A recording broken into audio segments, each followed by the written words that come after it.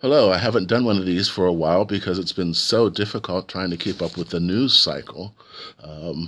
Stories keep changing day by day, almost hour by hour. In fact, Lawrence O'Donnell of The Last Word on MSNBC was on a late night talk show, and during the interview, he was saying how it was normal for him and his staff to start writing the show about 5:30 in the evening for their 10 o'clock broadcast, but lately it's been writing the show almost at the last minute because the news just keeps changing. But the topic of the day seems to be sexual harassment of women, generally by white men. But let's not forget that African American men are harassers, Latino men are harassers, Native American men harassers. It's just men, period, are harassers. But this phenomenon of white male harassers is certainly nothing new because certainly during slavery times it was not uncommon. In fact, it was probably really common for the white slave owners, the white landowners, to take advantage of their female black slaves. I mean, let's call it what it was. It wasn't just harassment, it was rape. And that many of the offspring, there were any number of offspring from these dalliances. And so when you hear the Ku Klux Klan saying about pure white race, well, that's almost a misnomer, especially if you're from the South, because there's probably very little pure white race, pure black race, because of all this mixing by during the slavery times. And unfortunately, that behavior never has stopped. And so we are seeing really the modern day version of it. And rather than change behavior, change the behavior of men, change the behavior of the white landowners,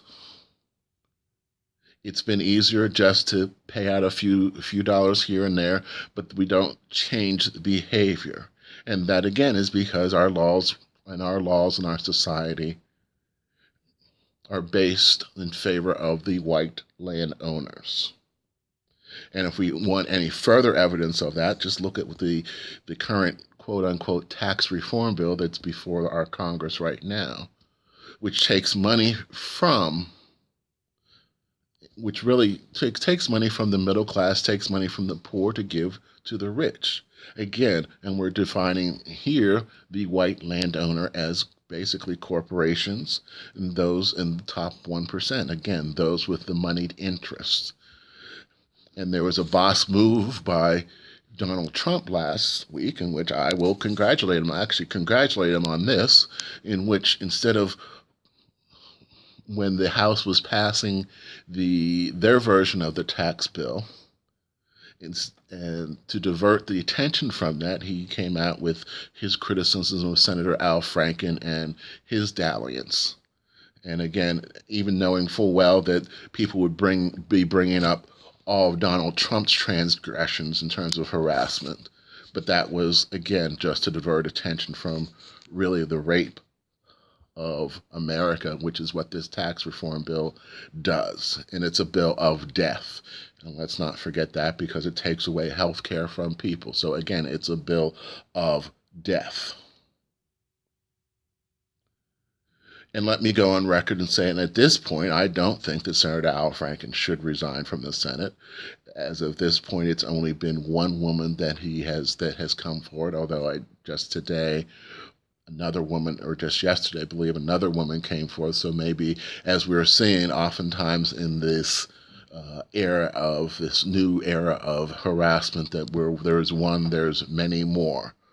But nonetheless, given the transgressions of Donald Trump and certainly the Senate candidate Roy Moore in Alabama, who are serial harassers and molesters, if we can look the other way for them, then we need to look the other way for Al Franken, who certainly his transgressions are far less serious than those of Moore and of Trump. And Senator Kirsten Gillibrand from New York came out recently and said that Bill Clinton should have resigned because of his involvement with Monica Lewinsky. And in fact, I read another editorial that basically backed her up and said that they were always in favor of Clinton resigning over this, even back during the day.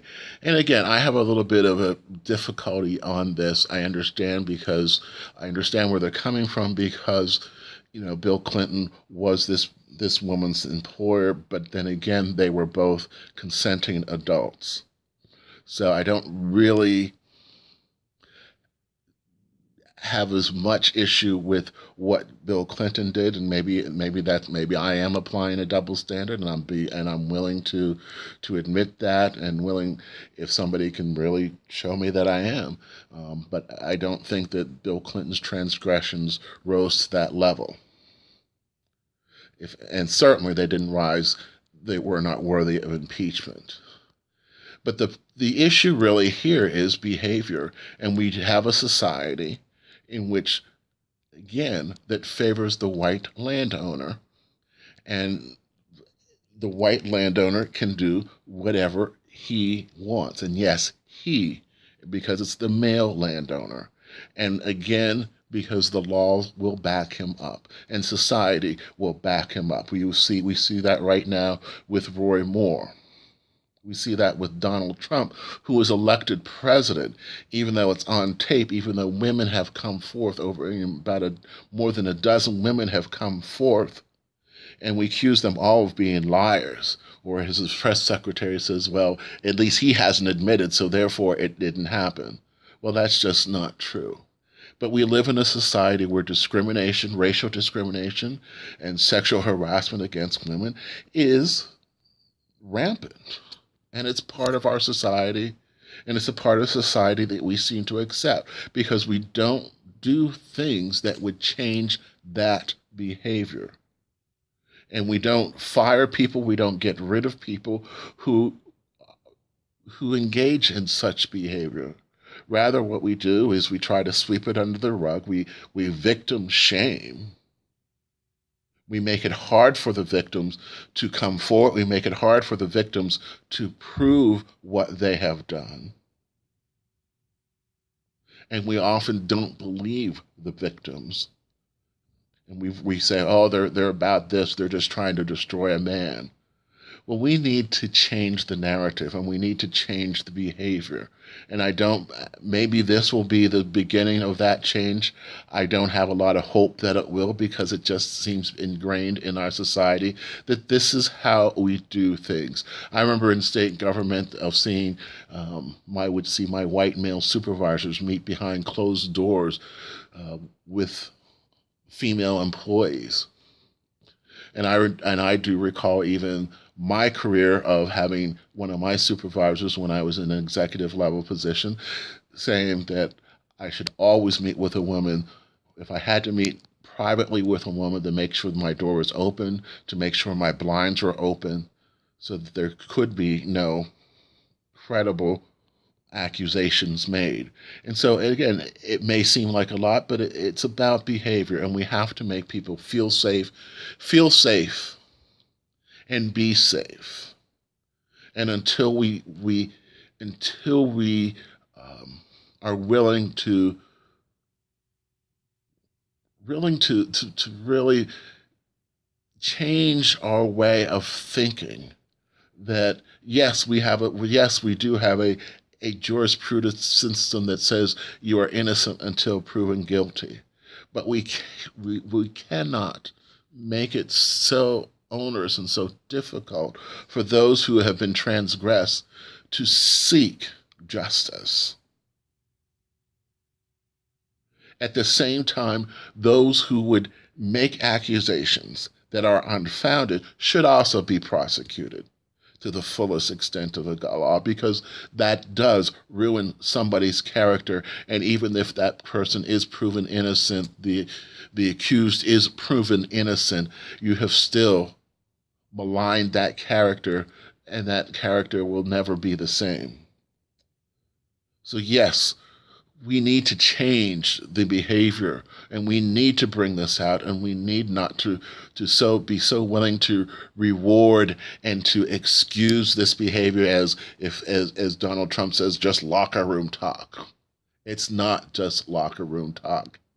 It is abuse. It's abuse of power. It's abuse of women. It's an abuse of people. And until we start respecting people, all people, we are going to be in this situation, unending situation, where our courts are clogged up with these cases, and insurance companies will be forced to pay out settlements. We need not to tolerate these situations, and we need to condemn them.